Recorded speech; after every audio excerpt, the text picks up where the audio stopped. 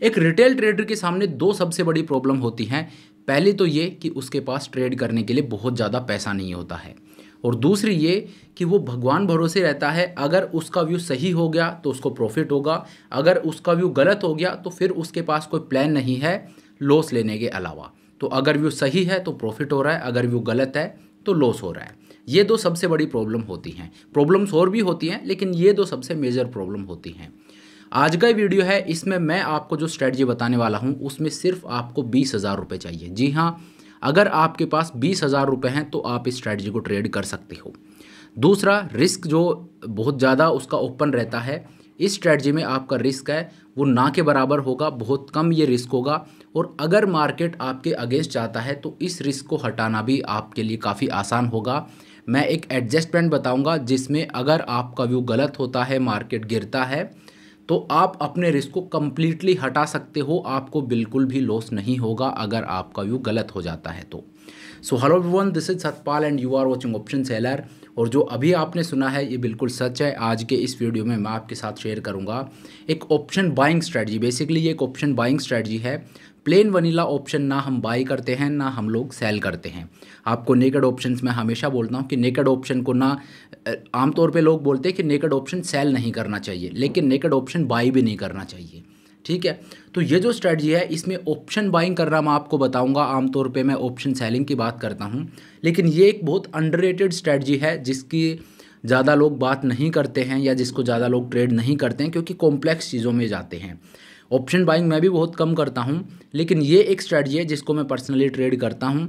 क्योंकि ये मुझे काफ़ी पसंद है और काफ़ी रिवॉर्डिंग चीज़ भी है। इसमें एडजस्टमेंट करना काफ़ी ज़्यादा आसान है।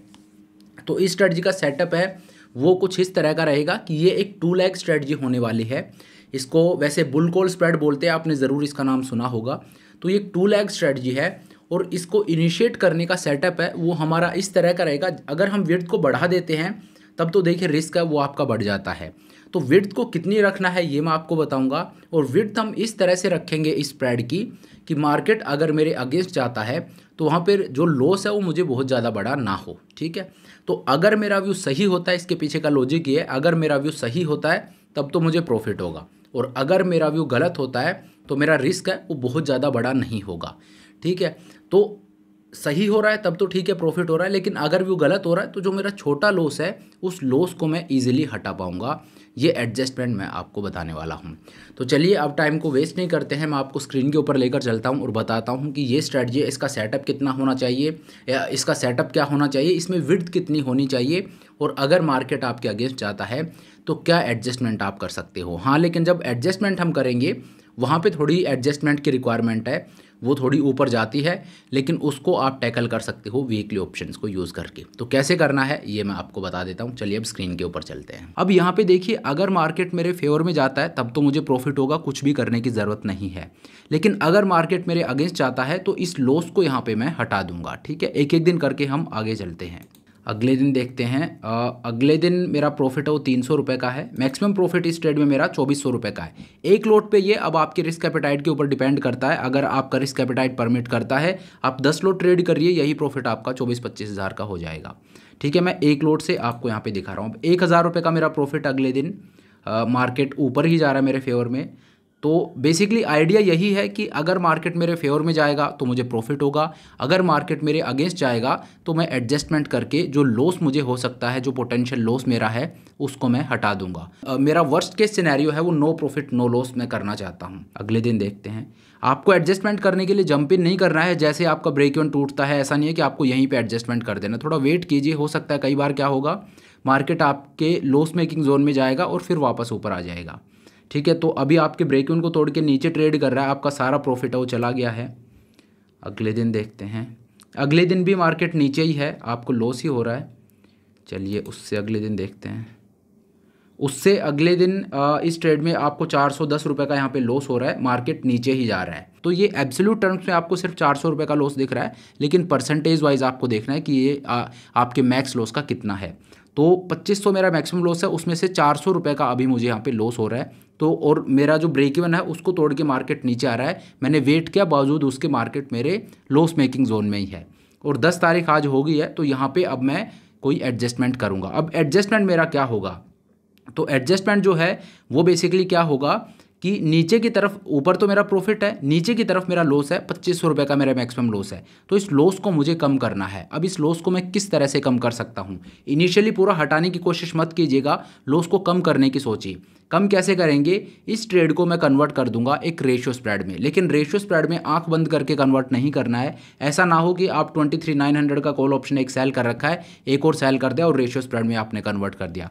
उससे होगा क्या? ऊपर की तरफ आपका ब्रेक इवन है वो मार्केट के बहुत पास में होगा। तो आपको करना क्या है? सिंपली आप देखिए 23,900 का कॉल ऑप्शन है, इसमें आपको प्रॉफिट हो रहा है, इस प्रॉफिट को आप बुक कर लीजिए। इस प्रॉफिट को मैंने यहाँ पे बुक कर लिया और अब मैं क्या करूँगा, ये जो विड्थ थी ये देखिए कितनी थी, 200 पॉइंट की। 23,700 का कॉल ऑप्शन बाई किया था, 23,900 का कॉल ऑप्शन सेल किया था, तो 200 पॉइंट की विड्थ थी। अब 200 पॉइंट और ऊपर आप जाइए 23,900 से।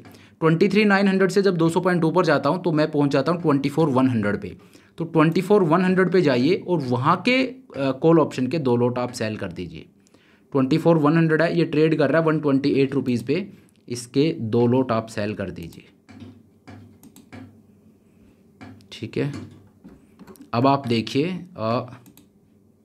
अब ये मेरा पे ऑफ चार्ट बनता है। अब मेरा मैक्सिमम प्रॉफिट है वो 9,000 रुपये का है और मेरा जो नीचे की तरफ लॉस है, जहाँ पे पहले मुझे 2500 का लॉस हो रहा था, वहाँ पे अब सिर्फ 1,000 रुपये का मुझे मैक्स लॉस है। और इस लॉस को भी हम हटा देंगे। अगर मार्केट कंटिन्यू नीचे जाता है तो मैं क्या करूँगा, 24,100 का जो कॉल ऑप्शन है इसको मैं, क्योंकि अगर मार्केट गिरेगा तो इसमें मुझे प्रॉफिट होगा, इसमें से एक लॉट को अगर मैं 100 पॉइंट नीचे ले आता हूँ 24,100 पे, तो ये जो लॉस है ये मैं इजीली यहाँ से हटा दूंगा। और अगर मार्केट रिवर्स होता है, 200 पॉइंट ऊपर हमने आके क्यों कॉल ऑप्शन सेल किया है, क्योंकि अगर मार्केट रिवर्स होता है तो अब मेरा ब्रेक इवन है वो ऑलमोस्ट 1,000 पॉइंट ऊपर है। ठीक है, मार्केट अगर वापस ऊपर आता है तो मेरा जो ब्रेक इवन है वो है 24,458 पे, जबकि मार्केट अभी 23,500 के आसपास ट्रेड कर रहा है। तो एक क्वेश्चन आपके पास होना चाहिए कि मार्केट आपके अगेंस्ट भी मूव करे तो आपके पास एक स्पेस है, आपने मार्केट को स्क्वीज नहीं किया है। तो इस तरह से आप ट्रेड कर सकते हो। एक बुल कॉल स्प्रेड को इनिशिएट कीजिए इस तरह से, जैसा कि मैंने आपको दिखाया, इस तरह से आप इनिशिएट कीजिए सो दैट आपको 1:1 का रिस्क रोड मिल रहा है। That is good enough. क्योंकि 1:1 का रिस्क रोड आपको दिखने के लिए आपका जो स्ट्रेटजी बिल्डर है वो आपको रिस्क रोड दिखा रहा है, लेकिन असल में आपका ज़्यादा है। क्योंकि जब आपको प्रॉफिट हो रहा है तो 1 रुपये का प्रॉफिट हो रहा है, लेकिन जब आपको लॉस हो रहा है तो वो इनिशियली 1 रुपये का दिख रहा है, लेकिन आप एडजस्टमेंट करके उसको हटा रहे हो। ठीक है, तो आपका रिस्क रोड है वो 1:1 का इनिशियली अगर दिख रहा है तो it's good to go trade, इसको आप ले सकते हो। उससे कम हो तो हाँ, आप इसको फिर रहने दीजिए। और लो विक्स में ट्रेड करना इसको काफ़ी सही रहेगा। क्योंकि लो विक्स में ऑप्शन बाइंग स्ट्रेटजी है वो सबसे बढ़िया वर्क करती हैं, तो वहाँ पे आप इसको ट्रेड कर सकते हो। हालांकि ये वेगा हैजिंग के साथ भी आता है, यहाँ पे आपके वॉलेटिलिटी हैजिंग भी होती है, तो ऐसा नहीं है कि आप इसको हाई विक्स में ट्रेड कर ही नहीं सकते, वहाँ पे भी आप इसको ट्रेड कर सकते हो।